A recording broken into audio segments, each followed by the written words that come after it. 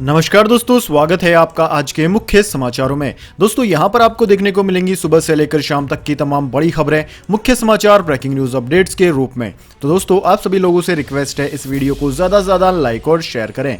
तो दोस्तों सीधे चलते हैं आज की पहली बड़ी खबर की ओर। हरियाणा कर्नाटक में बड़ा लॉकडाउन, यूपी के कुछ जिलों को मिली छूट। जानिए अपने राज्य की क्या है स्थिति। जी हां दोस्तों, कुछ राज्य सरकारों ने कोरोना वायरस संक्रमण को रोकने के लिए लॉकडाउन को जून के पहले और दूसरे हफ्ते के लिए बढ़ा दिया है। वहीं कुछ राज्य जून महीने की पहली तारीख से कोविड प्रतिबंधों में ढील देने की तैयारी कर रहे हैं। यूपी में सरकार ने बड़ा फैसला करते हुए कम संक्रमण वाले जिलों को छूट देने की बात कही है। कुछ ही देर में छूट को लेकर मुख्य सचिव दिशा निर्देश जारी कर सकते हैं। वहीं दोस्तों हरियाणा के मुख्यमंत्री मनोहर लाल खट्टर ने राज्य में 7 जून तक लॉकडाउन जारी रखने के आदेश दिए हैं। वहीं दोस्तों सीएम खट्टर ने घोषणा की है कि अगले 7 दिनों तक यहां ऑड इवन फार्मूले के तहत दुकानें खुलेंगी। शिक्षण संस्थान 15 जून तक बंद रहेंगे। साथ ही राज्य में रात के 10 बजे से सुबह 5 बजे तक नाइट कर्फ्यू रहेगा। इसके अलावा कोरोना वायरस संक्रमण के कारण अपने माता पिता या दोनों या फिर दोनों में से किसी एक को खो चुके बच्चों को राज्य सरकार मुख्यमंत्री बाल सेवा योजना के जरिए आर्थिक मदद देगी। इस योजना के तहत 18 साल से कम उम्र के बच्चों और किशोरों को मदद दी जाएगी। इसके अलावा दोस्तों दिल्ली में 7 जून तक लॉकडाउन को बढ़ा दिया गया है। हालांकि इंडस्ट्रियल एरिया में कैंपस के अंदर मैन्युफैक्चरिंग करने की छूट दी गई है, यानी कि कंस्ट्रक्शन साइटों पे काम जारी रहेगा। वहीं कर्नाटक में लॉकडाउन को बढ़ा दिया गया है। कर्नाटक में तो लॉकडाउन को 30 जून तक कर दिया गया है। वहीं महाराष्ट्र की बात करें तो महाराष्ट्र में 15 दिन के लिए यानी कि 15 जून तक लॉकडाउन को बढ़ा दिया गया है। झारखंड में 3 जून तक बढ़ाया गया है, जबकि राजस्थान में लॉकडाउन को 8 जून तक बढ़ा दिया गया है। हालांकि 1 जून से थोड़ी छूट मिलेगी। पश्चिम बंगाल में 16 मई से 30 मई तक के लिए लॉकडाउन लगाया गया था, जिसे 15 जून की शाम तक के लिए आगे बढ़ा दिया गया है। तमिलनाडु में इसे 7 जून के लिए बढ़ा दिया गया है, जबकि केरल में 9 जून तक के लिए लॉकडाउन को आगे बढ़ा दिया गया है। इसके बाद दोस्तों अगली बड़ी खबर, कोरोना वायरस को लेकर केंद्र सरकार ने निजी समाचार चैनलों के लिए जारी की एडवाइजरी। जी हां दोस्तों, केंद्र ने रविवार को सभी निजी समाचार चैनलों के लिए एक दिशा निर्देश जारी किया है और उनसे कहा है कि वे राष्ट्रीय स्तर के 4 हेल्पलाइन नंबरों को अपने स्क्रीन पर दिखाकर कोरोना वायरस महामारी को लेकर जागरूकता फैलाने में सरकार की मदद करें। सरकार ने कहा है कि वह कोरोना महामारी से संबंधित 3 बातों पर लोगों को जागरूक करना चाहती है। पहली है कोविड ट्रीटमेंट प्रोटोकॉल, दूसरी है कोविड के लिए उचित व्यवहार और तीसरी है टीकाकरण। केंद्र सरकार ने दिशा निर्देश में कहा है कि पिछले कुछ महीनों में सरकार ने विभिन्न माध्यमों और TV, print media, radio, social media व अन्य मीडिया प्लेटफॉर्म्स के जरिए लोगों में जागरूकता फैलाने का काम किया है। नागरिकों के लिए हेल्पलाइन नंबरों को भी सरकार द्वारा न सिर्फ शुरू किया गया बल्कि इसके लिए भी महामारी के खिलाफ लोगों को जागरूक किया गया है।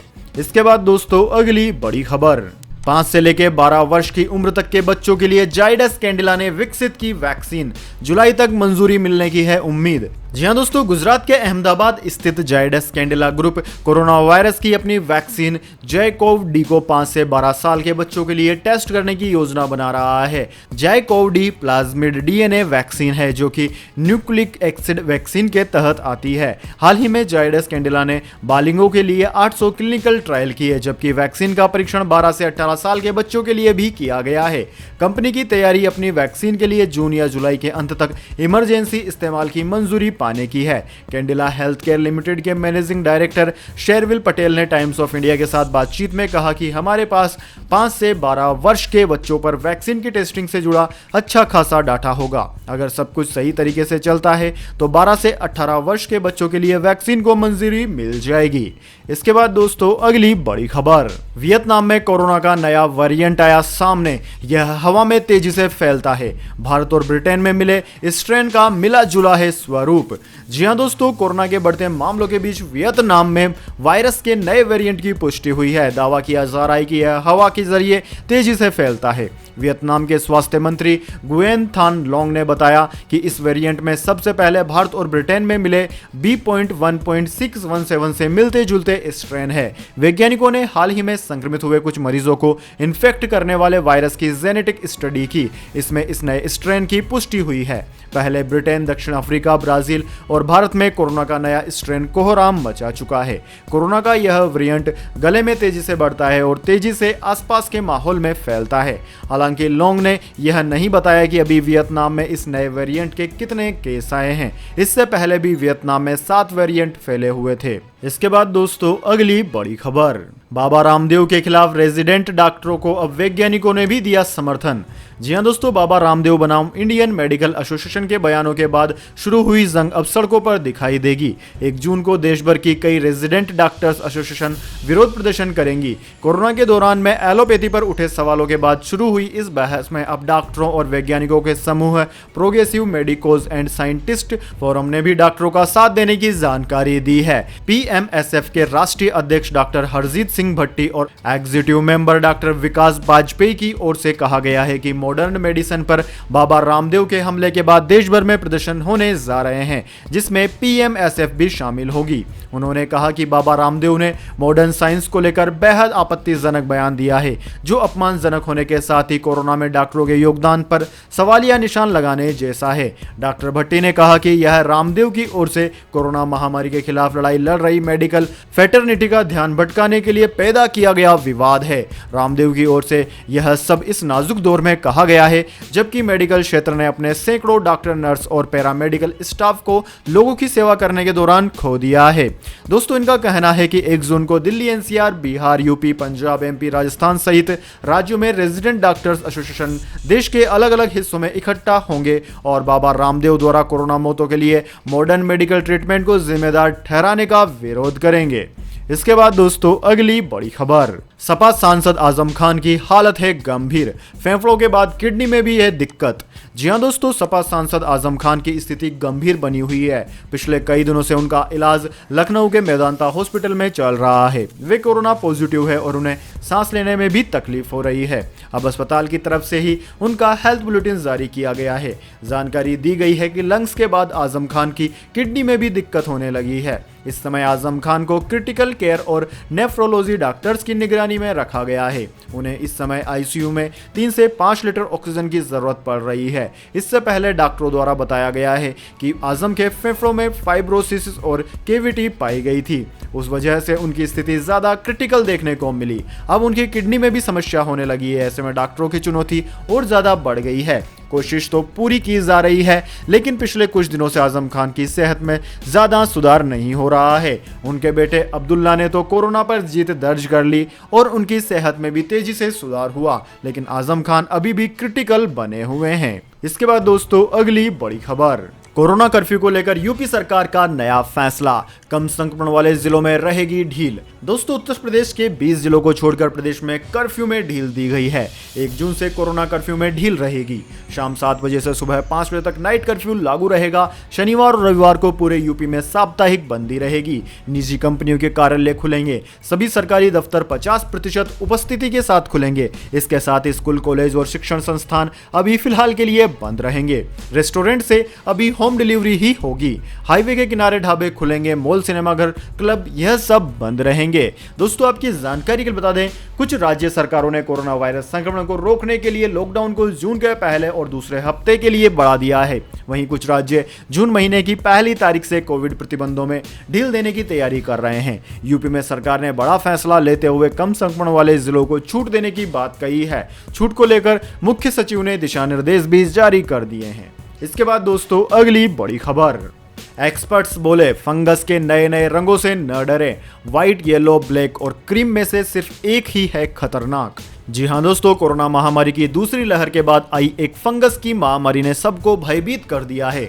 कई राज्यों में कोरोना के मरीजों में सबसे पहले आई म्यूकरमाइकोसिस यानी कि ब्लैक फंगस को महामारी भी घोषित कर दिया गया। वहीं अब कोरोना के कई वेरिएंट की तरह इसके भी अलग अलग प्रकार सामने आ रहे हैं। ब्लैक, व्हाइट और येलो फंगस के बाद अब मध्य प्रदेश के जबलपुर में क्रीम फंगस का एक मामला सामने आया है। इससे लोगों में फंगस के रंगों को लेकर भी एक डर पैदा हो गया है। हालांकि हेल्थ एक्सपर्ट्स का कहना है कि सामने आ रहे फंगस के प्रकारों से भयभीत होने की कोई जरूरत नहीं है। ये फंगस की अलग अलग प्रजातियां हैं। हालांकि सिर्फ एक फंगस है जो काफी खतरनाक है। सरोजनी नायडू मेडिकल कॉलेज आगरा में माइक्रोबायोलॉजी डिपार्टमेंट की हेड प्रोफेसर और लैब नोडल ऑफिसर डॉक्टर आरती अग्रवाल ने न्यूज 18 से बातचीत में बताया कि देश भर में फंगस को रंगों के हिसाब से पहचान रहे हैं या डॉक्टर उसी हिसाब से बता रहे हैं। हालांकि मेडिकल में इनके लिए ऐसे कोई रंग निर्धारित नहीं है। सभी फंगस अलग अलग प्रजाति के हैं और अलग अलग प्रभाव दिखाते हैं। वहीं डॉक्टर ने बताया कि इनमें से सिर्फ एक, जिसको कि म्यूकरमाइकोसिस कहा जाता है, जिसे कि ब्लैक फंगस भी कहा जाता है, यही डेडली वायरस है। यानी कि यही फंगस है जो लोगों की जान ले सकती है। बाकी के सारे फंगस लोगों की जान तक नहीं पहुंच पाते। इसके बाद दोस्तों अब जान लेते हैं पूरी दुनिया और भारत में क्या है इस महामारी के ताज़ा मामलों की स्थिति। तो सबसे पहले दोस्तों बात करते हैं पूरी दुनिया की। तो दोस्तों पूरी दुनिया की बात की जाए तो पूरी दुनिया में इस वक्त तक इस महामारी के संक्रमितों का आंकड़ा 16,99,86,000 को पार कर गया है। जबकि दोस्तों मरने वालों की संख्या 35,34,000 के पार है। दोस्तों इस महामारी से सर्वाधिक प्रभावित देशों की बात की जाए तो उनमें America, India, Brazil, France, Turkey, Russia, United kingdom, Italy, Argentina, Germany आदि देशों का नाम आता है। वहीं दोस्तों अब बात कर लेते हैं इसके बाद में भारत की, लेकिन उससे पहले मेरी आपसे छोटी सी रिक्वेस्ट है। अगर दोस्तों आपको अभी तक हमारी न्यूज़ पसंद आई है तो इसे एक छोटा सा लाइक जरूर दे दें, और अगर आपको पसंद नहीं आई है तो बेशक आप डिसलाइक भी कर सकते हैं, लेकिन दोस्तों लाइक और डिसलाइक जरूर कीजिए, क्योंकि दोस्तों यही हमारी मेहनत का फल होता है और इसी से हमें पता चलता है कि आपको हमारी वीडियो पसंद आई है या नहीं। तो दोस्तों जल्दी से जान लेते हैं क्या है भारत के हालात।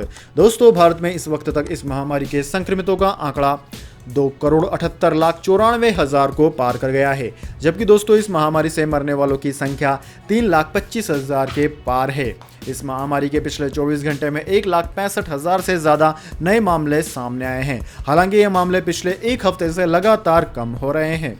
भारत में सर्वाधिक प्रभावित राज्यों की बात की जाए तो उनमें महाराष्ट्र, कर्नाटक, केरला, तमिलनाडु, आंध्र प्रदेश, उत्तर प्रदेश, दिल्ली, वेस्ट बंगाल, छत्तीसगढ़, राजस्थान, गुजरात, मध्य प्रदेश, हरियाणा आदि राज्यों का नाम आता है। इसके बाद दोस्तों अगली बड़ी खबर, बंगाल वर्सेस केंद्र, दिल्ली में रिपोर्ट नहीं करेंगे राज्य के मुख्य सचिव, अलापन बंदोपाध्याय बताई वजह। जी हां दोस्तों, पश्चिम बंगाल में राज्य के मुख्य सचिव अलापन बंदोपाध्याय के तबादले को लेकर राज्य सरकार और केंद्र सरकार के बीच टकराव जारी है। चक्रवाती तूफान यास को लेकर प्रधानमंत्री नरेंद्र मोदी और सीएम ममता बनर्जी के बीच टकराव के बाद बंगाल के मुख्य सचिव अलापन बंदोपाध्याय को केंद्र सरकार ने नई जिम्मेदारी दी है। अलापन बंदोपाध्याय को 31 मई की सुबह 10 बजे से पहले दिल्ली में रिपोर्ट करने का निर्देश दिया है। हालांकि सूत्रों का कहना है कि बंगाल सरकार उन्हें रिलीव नहीं कर रही है, ऐसे में वह सोमवार को दिल्ली नहीं जा रहे। सूत्रों के मुताबिक अलापन बंदोपाध्याय सोमवार को नबार्न में मुख्यमंत्री ममता बनर्जी के नेतृत्व में होने वाली बैठक में हिस्सा लेंगे। इस बैठक में चक्रवाती तूफान यास और कोरोना महामारी से जुड़े मुद्दों पर चर्चा होने की संभावना है। इस बैठक में राज्य के विभिन्न विभाग के सचिव भी शामिल होंगे। दोस्तों ऐसा माना जा रहा है कि अब केंद्र और ममता सरकार के बीच तनाव का नया केंद्र मुख्य सचिव अलापन बंदोपाध्याय बनने जा रहे हैं। केंद्र के सख्त रुख को देखते हुए माना जा रहा है कि अलापन को रिलीव न करने पर बंगाल सरकार को निर्देश जारी किया जा सकता है।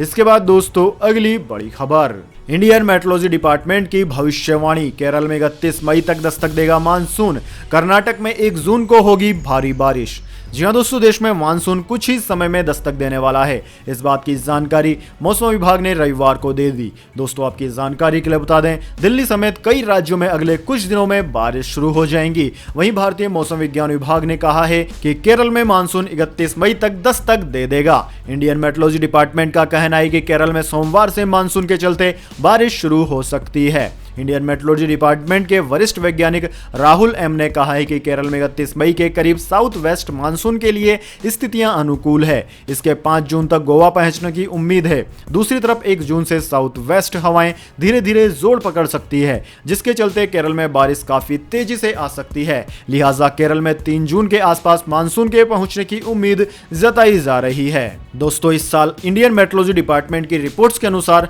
साउथ वेस्ट मानसून के सामान्य रहने के आसार हैं। भविष्यवाणी की गई है कि जून से लेकर सितंबर तक बारिश हो सकती है। आपकी जानकारी के लिए बता दें, इस मानसून के सामान्य रहने की संभावना 40% बताई जा रही है, जबकि 21% संभावना सामान्य से ऊपर है। इंडियन मेट्रोलॉजी डिपार्टमेंट द्वारा तीसरी बार अच्छी बारिश की भविष्यवाणी की गई है। इसके बाद दोस्तों अगली बड़ी खबर, गति पकड़ेगा टीकाकरण अभियान, सीरम इंस्टीट्यूट ने कहा जून में कोविशील्ड की 10 करोड़ खुराक की आपूर्ति कर पाएंगे।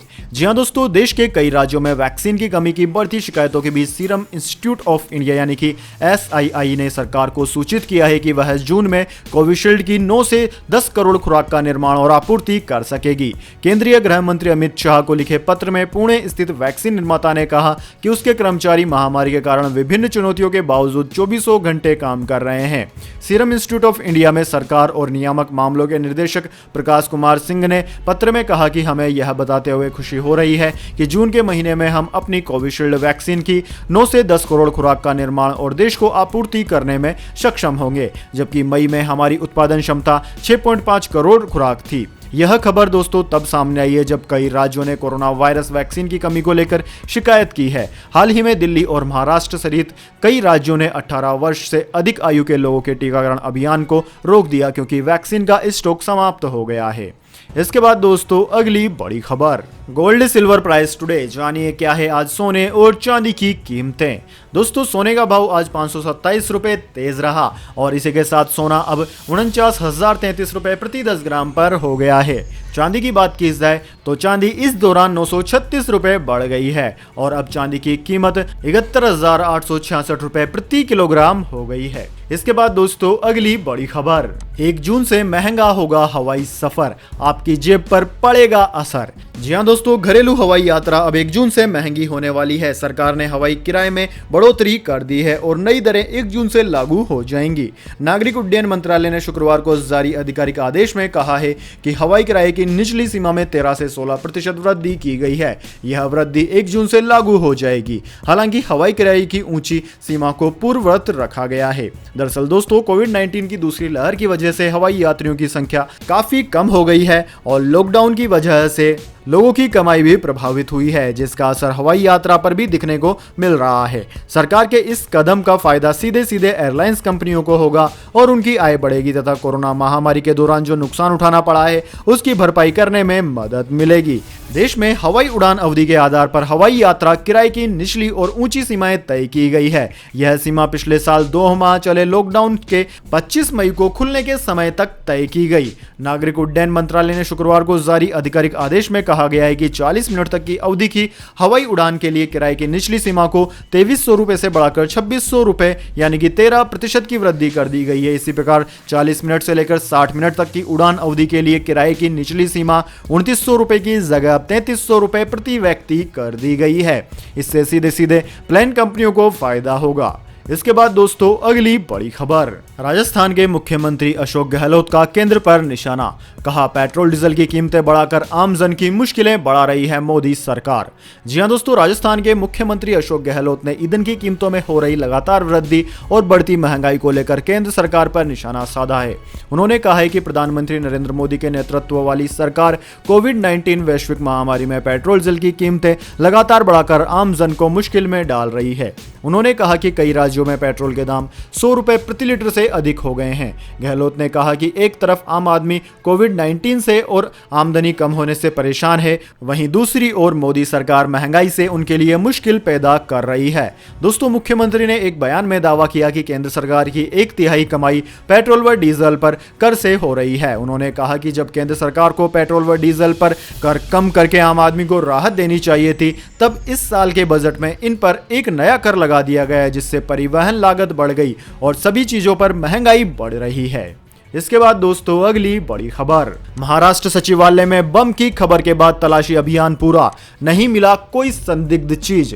जी हां दोस्तों, महाराष्ट्र सचिवालय में आज बम की खबर से सनसनी फैल गई थी। हालांकि अब यह जानकारी फर्जी साबित हुई। बम निरोधक दस्ते के जरिए मंत्रालय में की गई जांच के बाद कोई भी संदिग्ध वस्तु नहीं पाई गई। मुंबई पुलिस PRO ने बताया कि मंत्रालय परिसर में तलाशी अभियान पूरा हो गया है, कोई भी संदिग्ध वस्तु नहीं मिली। दरअसल आज दोपहर दोस्तों 12:30 12 बजे एक कॉल पर जानकारी दी गई थी कि महाराष्ट्र विधानमंडल सचिवालय में बम रखा गया है। बम की जानकारी मिलने के बाद महाराष्ट्र सचिवालय में हड़कंप मच गया और प्रशासन भी पूरी तरह से हरकत में आ गया, जिसके बाद बम डिटेक्शन एंड डिस्पोजल स्क्वाड ने महाराष्ट्र विधानमंडल सचिवालय में चेकिंग की। हालांकि इस जांच में बम निरोधक दस्ते को कुछ भी संदिग्ध नहीं मिला।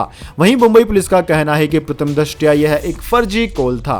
नागपुर के सागर नाम के शख्स ने कॉल किया था और बम रखे जाने की जानकारी दी थी। मुंबई पुलिस का कहना है कि जिस शख्स ने ऐसा कॉल कर सनसनी फैलाने की कोशिश की है उसे जल्द ही गिरफ्तार कर लिया जाएगा। तो दोस्तों यह थी आज की तमाम बड़ी खबरें। इसके बाद दोस्तों बारी आती है आज के माइंड क्यूज क्वेश्चन की। जी हाँ दोस्तों, एक आसान से सवाल का जवाब देकर आप जीत सकते हैं एक अमेजिंग सरप्राइज गिफ्ट हमारे यूट्यूब चैनल की ओर से। तो दोस्तों आज का सवाल आपकी स्क्रीन पर आ चुका है। दोस्तों आपको बताना है भारत में इंटरनेट क्रांति का श्रेय किसको जाता है। जी हाँ दोस्तों, आप जानते हैं कि भारत में इंटरनेट क्रांति फैलाने का श्रेय कौन सी कंपनी को जाता है, तो जल्दी से कमेंट बॉक्स में उस कंपनी का नाम लिख दीजिए। और अगर आपका जवाब होता है एकदम सही और आप चुने जाते हैं लकी विजेता के रूप में, तो आपको मिल सकता है एक अमेजिंग सरप्राइज गिफ्ट हमारे यूट्यूब चैनल की ओर से। तो दोस्तों जल्दी से अपना उत्तर कमेंट बॉक्स में लिख दीजिए, वीडियो को लाइक कर लीजिए और चैनल को सब्सक्राइब करके बेल आइकन भी दबा लीजिए। धन्यवाद। वंदे मातरम। जय हिंद, जय भारत।